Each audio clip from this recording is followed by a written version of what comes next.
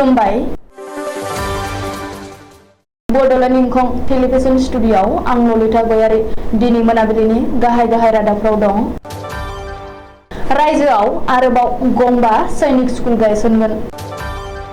हानजायारि गाग्लोबनायाव जिउ गोमाबाय पुलिस जिमानिफ्राय खारखोमानाय दायनिगिरि गेरजाया। खा आन्दलना आसामखौ उनफारसे लांनो नाजानाय बुंदों पीयूष हाजरिका। सांसारियाव रेलजों सौग्रावना सानै लोगोनि जिउ खहा खारफुनाय रेलगारियाव बारसोमनाय लोगोखौ बासायनो थांना गुबुन सासे लोगोआ जिउ गोमादों। गुबुन गुबुन दोलोनि एमएलएफोर आरो आफादनि दैदेनगिरिफ्रा बिजेपिआव हाबगोन। खा आन्दलना खौरां बिजोङावल' सोलिगासिनो टिभिआव दिन्थियाब्लानो बन्द जागोन बुंदों जयन्त मल्ल बरुवा। अदालगुरिनि खैराबारियाव बक्सिं गेलेगिरि सायख'दों। राङापारायाव 500 रांनि थाखायनो सासे सुबुङा दानथार जादों। बाक्सानि फातेमाबाद साहा बागानाव खामानि मावग्रा लेबार मार्कुस फरजा मुंनि सासे सुबुङा गोमानानै दं। दानिया फैदो आबुं रादाबाव।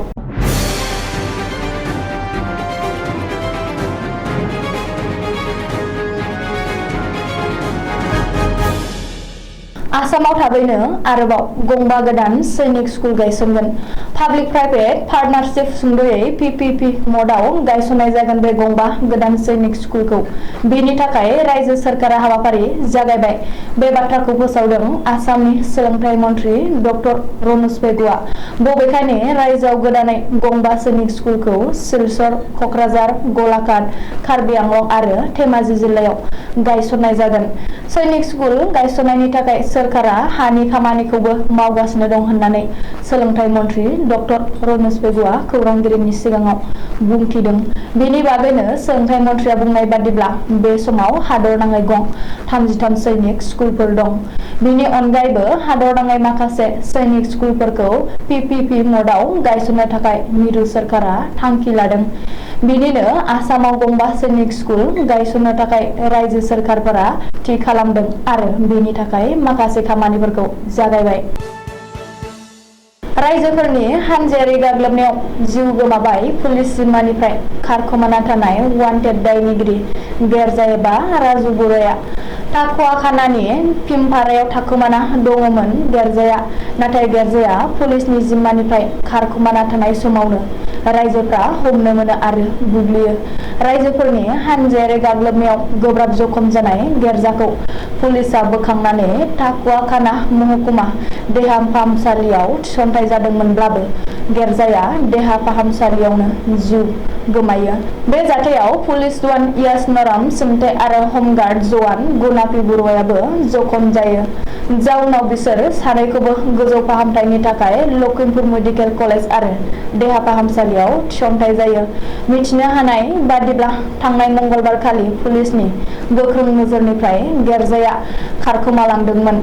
मख'नो गोनांदि टाकुवाखाना महकुमा बिजिरसालिनि मोखांनिफ्राय पुलिसनि गोख्रों नोजोरखौ सौसिना गेरजाया खारलांनो हादोंमोन। बेनि सिगां पुलिस जिम्मायाव थानाय गेरजाया 22 जानुवारि खालि हराव लखिमपुर मेडिकेल कलेज देहा फाहामसालिनि कभिड वार्डनिफ्रायबो खारखोमा लांदोंमोन। नोगोरारि सोदांनाय आयेन एबा खानि हेंथा सोमावसारनाया आसामखौ उनफारसे लांनो नाजानायसो। बे गोख्रों अजदखौ होदों आसामनि मन्थ्रि पीयूष हाजरिकाया। मन्थ्रि पीयूष हाजरिकाया दिनै दिसपुरनि कनफारेन्स हलाव मोनसे खौरांगिरि मेल खुंना बुंदों दि आसाम सोरखारनि डाइरेक्टरेट रिक्रुटमेन्टनि सायख' आनजादनि सिगां रायजोआव खानि हेंथा आन्दलना जागायबाय। बे खानि हेंथा आन्दलना डाइरेक्टर रिक्रुटमेन्टनि थाखाय आर'जलाइ गथायनाय बिनायसाफोरखौ होबथानो नाजानाय। बबेखानि साफ्रोमहाबो गावबा गावनि राय दं आरो बे खामानिखौ मावनो हायो। जोंनि राय आरो खाखौ हेंथा खालामग्राफोरनि राय आरो नोजोरफोरा आलादा आलादा। जों गुबुननि रायखौ सनमान खालामो अब्लाबो आं बिसोरखौ खावलायो जाहाथे नंखाय खौरां फोसावनानै असमिया सुबुंफोरखौ उनफारसे लांफिननो नाजानाया होननानैबो पीयूष हाजरिकाया खौरांगिरिनि सिगाङाव बुंदों। नंखाय खौरां फोसावनानै आसाम आरो असमिया सुबुंफोरखौ गोनो गोथो खालामनो नाङा आरो जिंगासिहोनो नाङा होननानै मन्थ्रि पीयूष हाजरिकाया खानि हेंथा सोमावसारग्रा आफादफोरखौ खौरांगिरि मेलनि गेजेरजों खावलायदों। सांसारियाव मोनसे गिख्रंथाव जाब्रबथाय दान्दिसेनि गेजेरावनो खारफुनाय रेलगारिया सानै लाइमोननि जिउ लांदों। खौरां मोननाय बादिब्ला गोसो थोनाय मोजां मोननायनि थाखाय सासे लाइमोना खारफुनाय रेलगारियाव बारसोमनानै गावखौ फोथैदों। ओरैहाय खारफुनाय रेलाव बारसोमनाय लोगोखौ रैखा खालामनो थांना गुबुन सासे लाइमोनाबो गावनि जिउखौ खोमानो गोनां जादों।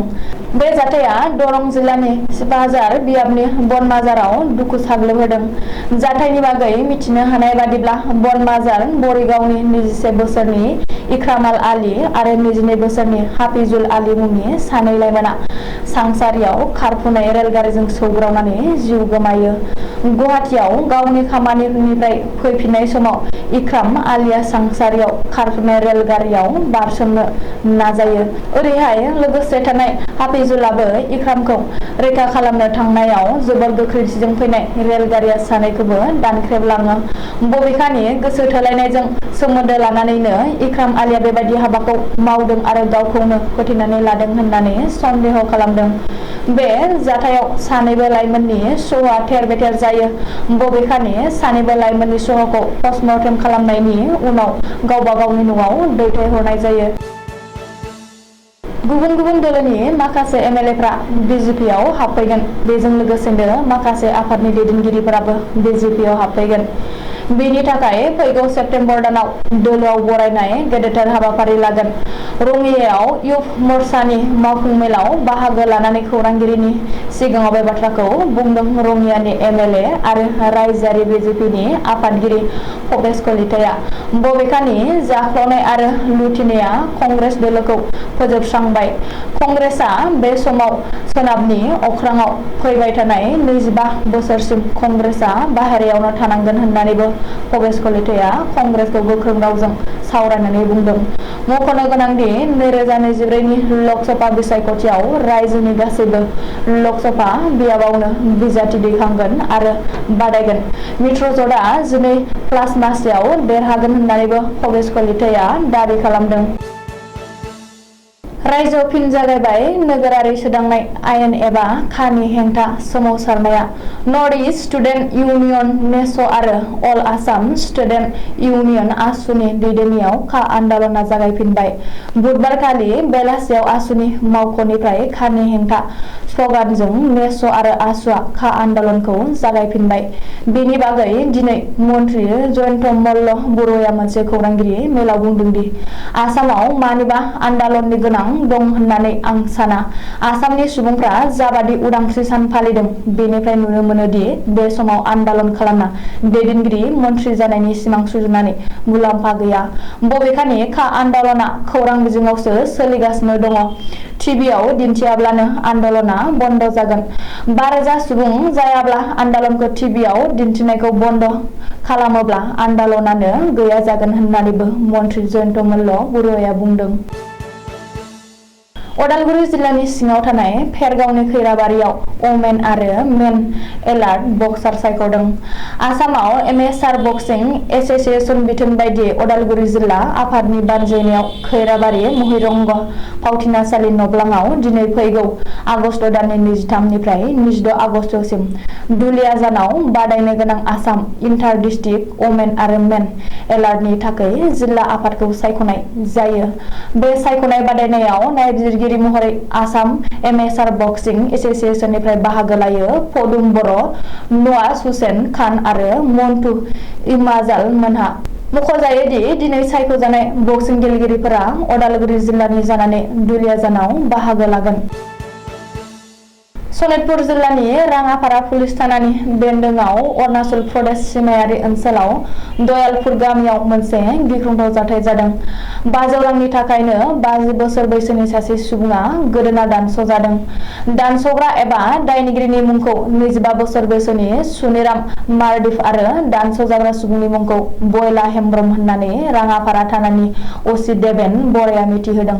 पुलिसनि सुलुङाव फोरमायनाय बादिब्ला गामियाव बोरमानि मुङाव मोनसे जोलुर गेलेनाय बादायलायनाय जादोंमोन आरो बेनि उनाव 500 रांनि बाथ्रा लानानै सुनेराम मार्डिफ आरो बयला हेम्ब्रमनि गेजेराव दान्थे-बिदान्थे जानायाव बे जाथाया जानो मोनदों।